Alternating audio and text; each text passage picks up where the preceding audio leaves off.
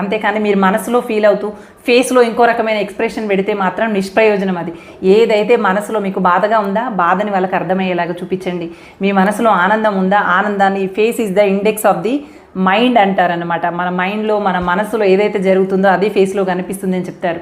మీరు అది కనిపించకుండా అట్లాగే నేను క్లాస్లో ఫస్ట్ వచ్చానండి, వెరీ గుడ్ నాన్న, మంచి మార్కులు వచ్చాయి, అక్కడ దాచిపెట్టి కాలు చేతులు కడుక్కొని వచ్చి స్నాక్స్ తిను అని చెప్పారనుకో, వాడు ఎంతో ఆనందంగా వచ్చిన పిల్లవాడు వల్ల అవుతుంది, నాకు ఎప్పుడో తెలుసు నాన్న, నువ్వు ఇంకా గొప్పగా కూడా చదవగలుగుతావు తెలుసా అని చెప్పి వాడిని ప్రేమగా నిమృతు దగ్గరికి తీసుకొని, తల నిమృతు దగ్గరికి తీసుకొని లాలించారనుకోండి, వాడికి ఏ గిఫ్ట్స్ అవసరం లేదు. ఎంత సంతోషపడిపోతాడో, మా నాన్న ఇలా దగ్గరికి తీసుకున్నాడు, మా అమ్మ ఇలా దగ్గరికి తీసుకుంది అని చెప్పి.